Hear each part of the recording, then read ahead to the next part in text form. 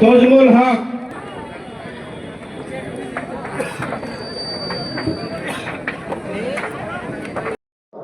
আমাৰ কাৰ্যালয় উদ্বোধন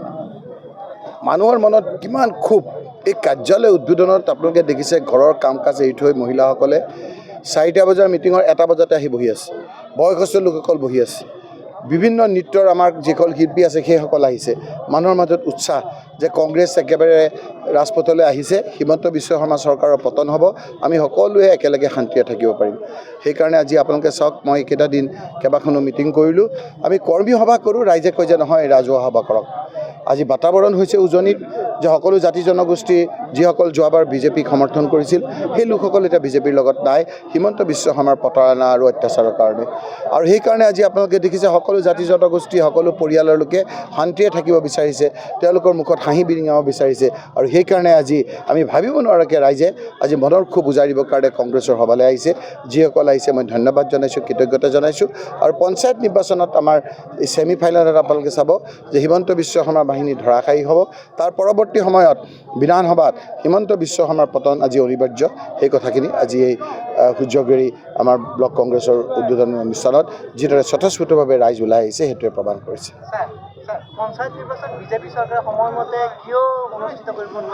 পঞ্চায়ত নিৰ্বাচনটো এটা এনেকুৱা এটা নিৰ্বাচন যিটো সাংবিধানিক ব্যৱস্থা যেনেকৈ আপোনাৰ লোকসভাটো এটা সাংবিধানিক ব্যৱস্থা 5 বছৰৰ পিছত নিৰ্বাচন হোৱাটো বাধ্যতামূলক যেনেকৈ আপোনাৰ MLA ইলেকশ্যন ৰাজ্য চৰকাৰে 5 বছৰৰ ভিতৰত কৰাটো ইলেকশ্যন কমিশ্যনৰ বাধ্যতামূলক ঠিক তেনেকৈ 5 বছৰৰ ভিতৰত সাংবিধানিক এক ব্যৱস্থাৰে পঞ্চায়ত নিৰ্বাচন ৰাজ্য চৰকাৰৰ পৰামৰ্শ মতে ইলেকশ্যন কমিশ্যন ৰাজ্যৰ কৰাটো বাঞ্ছনীয় কিন্তু যেতিয়া ম্যাদ আছিলে আজি 23 চনৰ 1 বছৰ আগৰ তেতিয়া সেই সময়মতে নকৰাটো অসাংবিধানিক হৈছে গাৰ জোৰেৰে কৰিছে তাৰ ফলত আজি সকলো উন্নয়ন বন্ধ হৈ গৈছে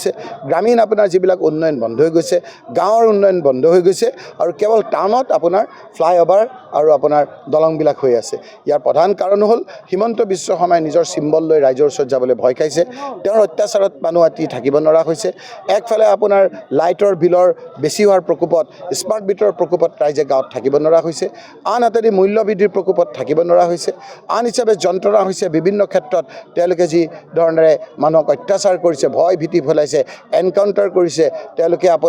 আপোনাৰ বিভিন্ন নিজৰ দুখীয়া মানুহৰ ঘৰ ভাঙি দিছে মানুহক থাকিব নোৱাৰা কৰিছে মৰা মানুহটোৰ ওপৰত জঁপিয়াইছে এই কথাবিলাক মানুহৰ ক্ষোভবিলাক একেবাৰে আপোনাৰ গুজৰি গুমৰি আছে সেইকাৰণে মুখ্যমন্ত্ৰী ডাঙৰীয়াই নিজৰ চিম্বল লৈ পঞ্চায়ত নিৰ্বাচন খেলিবলৈ সাহস গোটোৱা নাই সেইকাৰণে বিভিন্ন ধৰণেৰে প্ৰচেষ্টাৰে যাতে নিজৰ চিম্বল লৈ পেলাই আহিব নালাগে হিমন্ত বিশ্ব শৰ্মাই যাতে পদুম ফুল লৈ আহিব নোৱাৰে তাৰ ব্যৱস্থা এক কৰিছে গতিকে ৰাইজে সেইবিলাক বুজি পাইছে আমি কংগ্ৰেছে প্ৰত্যেকটো পণ্ডলত নিজৰ প্ৰাৰ্থী দিম আৰু চিম্বল যদি আমাৰ সাংবিধানিকভাৱে আমাৰ আইনগতভাৱে নাই সেই চিম্বলত কেনেধৰণে আমি কংগ্ৰেছৰ প্ৰাৰ্থীসকলক দিব পাৰোঁ তাৰো ব্যৱস্থা আমি কৰিছোঁ গতিকে এই ক্ষেত্ৰত ৰাইজ আমাৰ লগত আছে আপুনি চাব পঞ্চায়ত নিৰ্বাচনত কংগ্ৰেছ প্ৰাৰ্থীসকল বিজয়ী হ'ব